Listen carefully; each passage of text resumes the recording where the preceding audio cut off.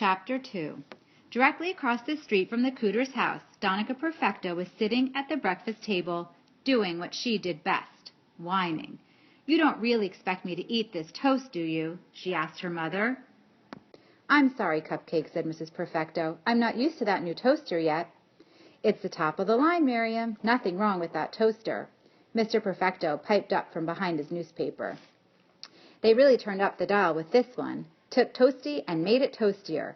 Most people would kill to have that kind of firepower on the counter." "Yes, dear. It's just that with the old one the toast popped up when it was done," said Mrs. Perfecto. "Popping up is old-fashioned, Miriam," Mr. Perfecto insisted. Mrs. Perfecto sighed. "If you say so, dear." "Daddy," said Donica, poking absent-mindedly at her toast with a pink-glittered, polished fingertip. "This year for my birthday, can we buy a house in Hollywood and move there?" "Hollywood!" cried Mr. and Mrs. Perfecto at the same time. From the moment she could talk, if you asked Donica Perfecto what she wanted to be when she grew up, she would say the same thing: famous. Her parents had shelled out a considerable amount of money over the years for music, dance, and acting lessons, but it had become painfully clear that Donica had absolutely no talent in any of those arenas.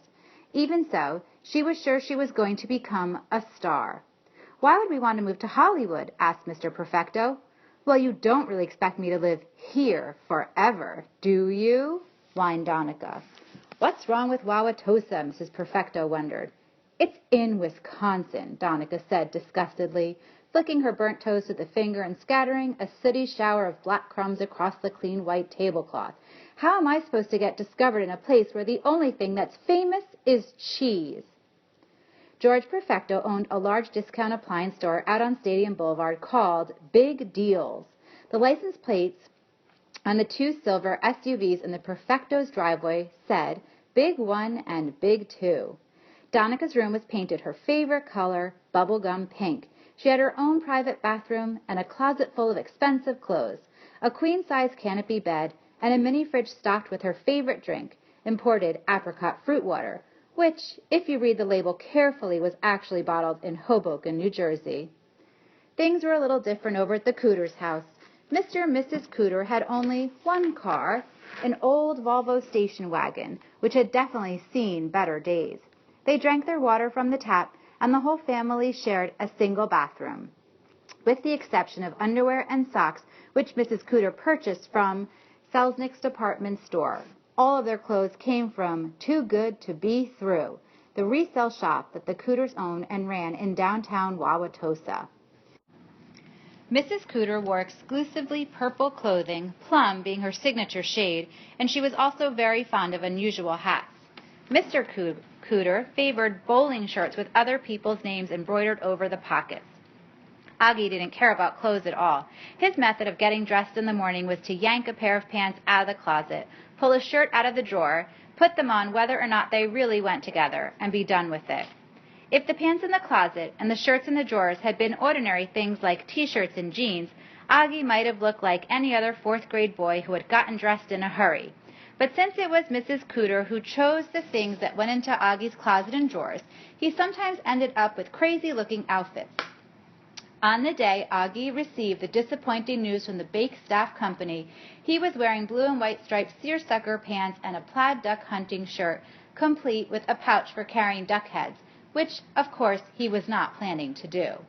On his feet he wore size 11 sneakers with laces he had crocheted out of colorful yarn.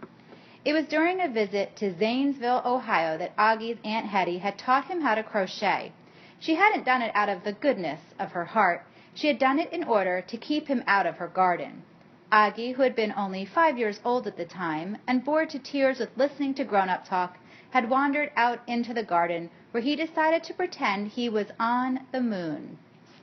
He imagined that the garden was a big crater and the bird bath was his rocket ship.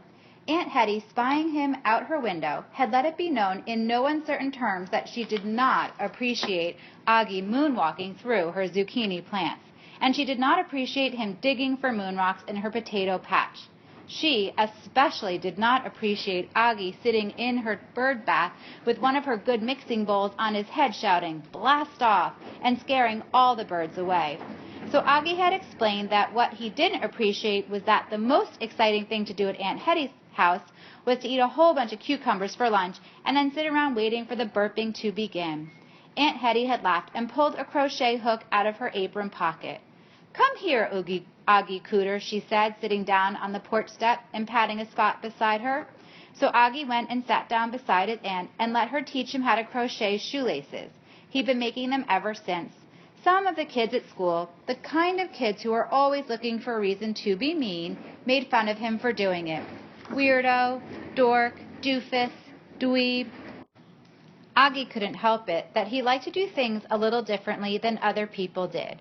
He was who he was, and even though there were times when his oddness made life a little bit difficult, if Augie Cooter had been anybody other than who he was, the extraordinary thing that was about to happen to him never would have occurred.